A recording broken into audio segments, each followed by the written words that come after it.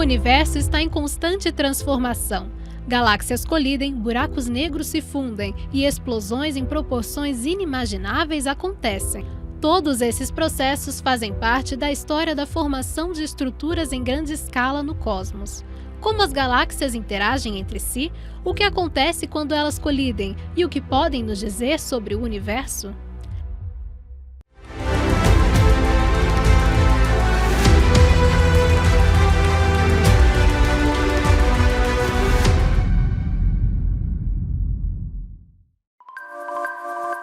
Galáxias são os blocos fundamentais do cosmos. Para falarmos sobre elas, primeiro precisamos entender como se formam.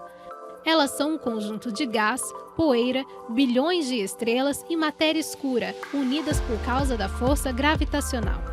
As galáxias começaram a se formar pela aglutinação de gás intergaláctico. As primeiras surgiram 200 milhões de anos após o Big Bang. Essas galáxias eram pequenas, cerca de 10% do tamanho das atuais. A gente tem uma imagem de formação de galáxias no universo hoje em dia que é a de formação hierárquica, que significa que as galáxias lá no início eram pequenininhas, né, com bastante gás, com estrelas se formando e muitas galáxias se formando próximas, em grupos, em aglomerados. E essas galáxias, com o passar do tempo, vão se fundindo, vão interagindo para formar as galáxias grandes que a gente vê hoje. De acordo com o sistema de classificação de Hubble, as galáxias podem ser classificadas como espirais, elípticas e lenticulares, que seriam um meio termo entre as duas primeiras. Aquelas que possuem características diferentes foram chamadas de galáxias irregulares. O formato estranho delas, em comparação à maioria, são a prova de que elas colidem. A colisão delas acontece quando duas ou mais se encontram próximas, girando uma em torno da outra. É como uma dança graciosa, coreografada pela gravidade. Os principais efeitos dessas interações são fenômenos morfológicos e físicos, como, por exemplo, a produção de pontes de gás entre duas galáxias e o aumento na taxa de formação estelar. Em geral, quase todas as galáxias espirais apresentam uma quantidade de oxigênio maior próximo ao núcleo da galáxia.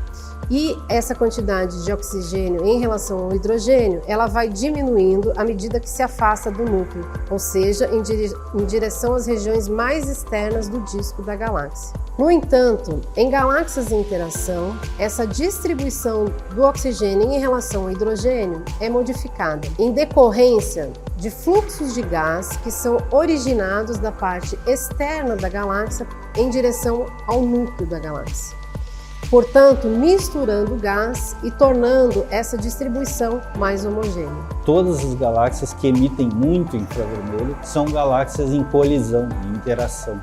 Então, um dos efeitos das interações é esse. Sim. E as galáxias que são ultraluminosas no infravermelho são geralmente galáxias que estão um pouco distantes da nossa, de uma época em que as interações entre galáxias eram mais comuns ainda do que hoje. A Via Láctea também está em rota de colisão com Andrômeda. Porém, esse encontro começará a acontecer de fato daqui 4 bilhões de anos, e o resultado deve ser a criação de uma enorme galáxia elíptica. Durante as colisões entre galáxias, a chance de que estrelas colidam entre si é muito pequena. Nesse breve momento que estão interagindo, regiões mais afastadas do centro se distorcem por causa do imenso campo gravitacional delas, formando uma espécie de cauda. Esse efeito é chamado de maré galáctica e costuma afetar galáxias menores quando colidem com outras maiores. Acredita-se que essa interação possa formar galáxias irregulares. Por exemplo, temos o misterioso objeto de Rogue, galáxia em formato de anel, descoberta em 1950. Ela possui um anel simétrico, repleto de estrelas jovens e um núcleo amarelo de estrelas mais velhas, algo muito raro. Então, como o GMT poderá ajudar nesses estudos? A próxima geração de telescópios, como o GMT, tem um papel fundamental no entendimento da formação e evolução das galáxias e do universo. Com esses telescópios, a gente vai poder ver detalhes de galáxias que a gente já vem estudando, né? Com resolução espacial melhor. A gente vai poder, por exemplo, estudar o que acontece um pouco mais de perto nos buracos negros que tem no centro das galáxias. A gente vai buscar certamente respostas para perguntas cosmológicas na hora que a gente conseguir enxergar mais galáxias dessas mais antigas, as que nasceram lá um pouquinho depois do Big Bang. Tudo isso são objetivos científicos desses grandes telescópios da nova geração. Cada vez mais, os cientistas possuem ferramentas poderosas para estudar o universo. É assim que seremos capazes de observar galáxias mais distantes e antigas.